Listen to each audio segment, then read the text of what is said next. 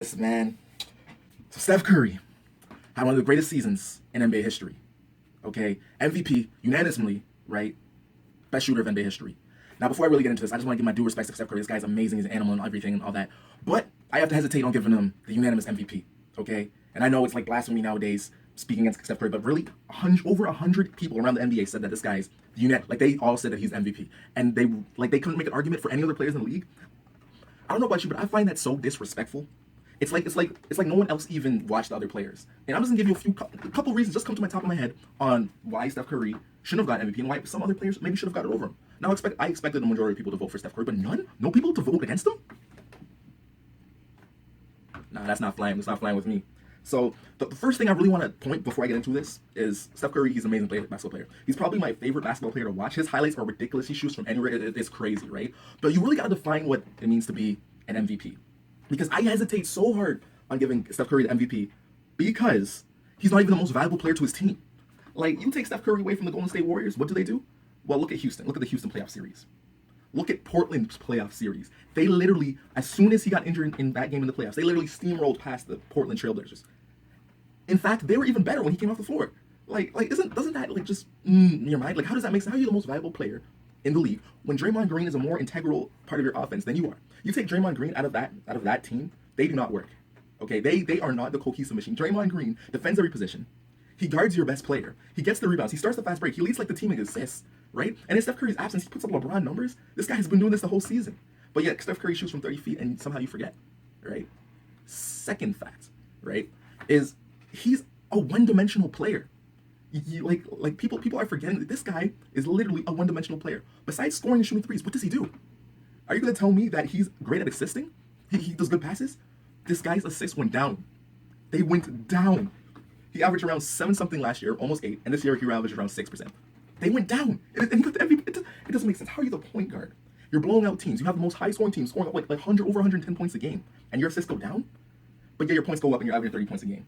To me, that clearly sounds like he's just padding stats. To me, that's all it is. They're up, he shoots threes, that's all he does. He just pads his stats. His stats are inflating. Problem is, it's like people don't even like look into the stats. They just see face value. He got 5 threes a game. That's the only stat that really stands out. 30 points a game, whatever. All those other stats, mediocre. But when you look into his stats and see how it's skewed because he shot so much shots, see how it's skewed because Steve Kerr is the best coach of all time, and he drew up these plays. Let me explain to you why coaches make an impact, right?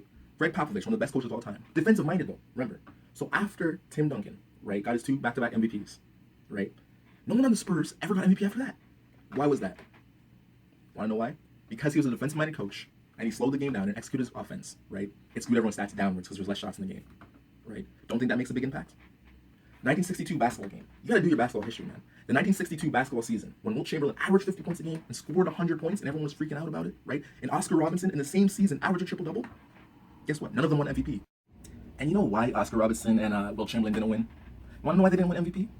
Because the people in the league recognized that the stats were skewed, right? They recognized that the stats were skewed. So they gave it to Bill Russell because he was the biggest impact to his team, to the league, right? He was one of the best players in the league.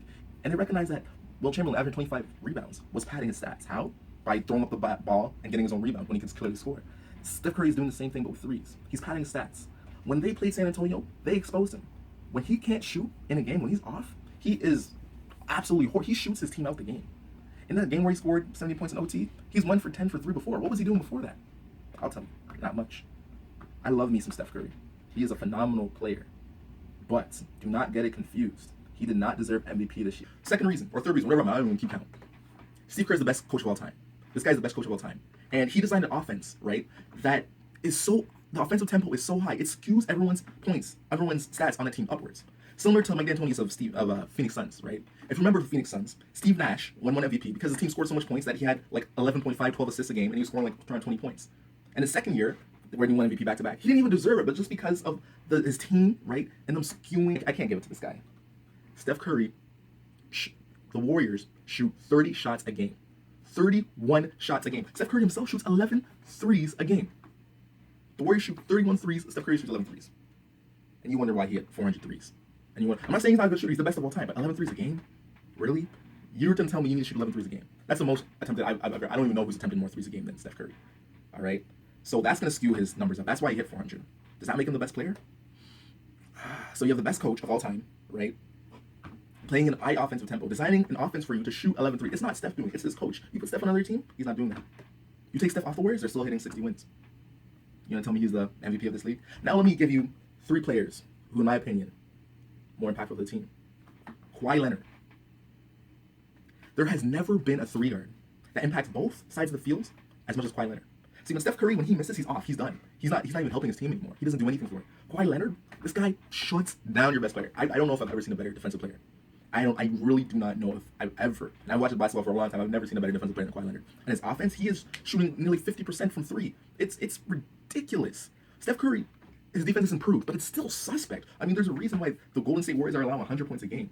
They're literally trading buckets with teams. They're not like there's times when Steph Curry is doing the most suspect things on defense. Like, do you wonder why Damian Lillard scored 50 points on him when Portland beat him that one time? Do you wonder why John Wall scored 40? Even Kyle Lowry's best games are against the Golden State Warriors. Steph Curry plays very suspect defense at times. Sometimes he's good. I give him that. But at times, very suspect. Another player. This player, I think, should have deserved it over everyone. Russell Westbrook just had one of the best seasons. One of the best seasons. He averaged 11.5. No, what was it? 10, almost 11 assists per game. You're telling me this is the guy that says, "Oh, you need to pass to Durant more." Yet he's the second guy in the league getting most assists. He got a triple-double in 2 quarters. But Steph's MVP. I don't know. I don't know what game. This is what happened, right? This is why Steph Curry got MVP. Let me explain it to you, right?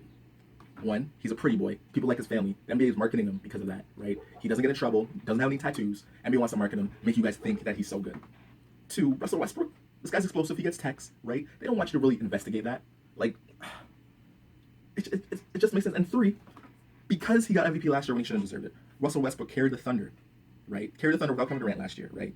Had put abnormal numbers up, right? But they gave to Steph because of popularity or whatever, right? He didn't deserve it last year. And this year he got better, so they're like, I guess we have to give it to him again. You know? Meanwhile, his team doesn't even need him. He's not even the most valuable, he's not even the best player in the league, right? if LeBron James leaves Cleveland, right? Cleveland doesn't make the playoffs. Maybe 8th seed. Maybe 7th seed. I'll be next to him. Don't believe me?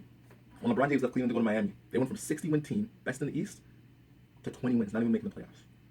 That's an impact of a player. This year, in the 6 games LeBron James didn't play, 1-5. Steph Curry, in the Houston series, you didn't even notice when he was injured. You literally did not even notice. Portland series, did not even notice. And then, over time, he scores 17 points. Let me just remind some people here, okay? Amazing, he scored 17 points. I'm not hating, it was amazing to watch. Great player, amazing. Okay, he scored 17 points. But it was against Damian Lillard. He shouldn't even be in the playoffs. He's literally carrying this no-talent team for the whole 48 minutes. Sean Livingston gets injured. Steph Curry gets to play a game. A fresh Steph Curry, who's well-rested, gets to play against Damian Lillard, who's tired, who the game goes in overtime. Of course he's going to go off. Who's going to play defense on him? He's so tired. Like I'm not trying to sound salty, because Steph is one of my favorite players. I really like him. Like, honestly, he's like most entertaining to watch. He really is. But I have to put people in check, because they act like he did so well when Russell Westbrook had a better season. 10 assists a game, was more valuable to his team, was more valuable to the league. The only thing Steph Curry is more valuable in this league is ticket sales. Because fanboys love watching this guy. I don't blame him. He's amazing to watch. But do not act like he deserved MVP over Russell Westbrook. Especially unanimous, disrespectful. And I'm not even bringing in Kevin Durant. Like, if you look at his stats, he only averaged 30 points a game. It's a lot. I'm giving that, it's a lot. 30 points is a lot. It's a lot of points. But it's not 35 like Michael Jordan.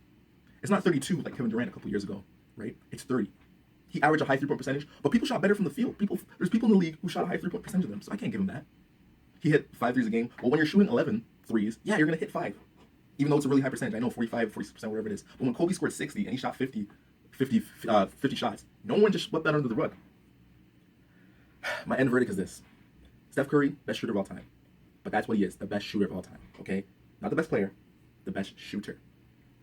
People are on this ride like he's the best player. He's a bona fide role player. He's the best 3-point shooting role player we have ever seen. And that's it. And it's good. It's respectable being that. Be the best at what you're going to be. But when people say he's better than LeBron, when people say he's better than Kevin Durant, when people say that he had a better season this season than Russell Westbrook, getting 10 assists a game while he only got 6, and he's a point guard who has the ball in his hand the most, on the most high-scoring offense team in the league, I hesitate to give him unanimous MVP. Let me hear what you guys have to say.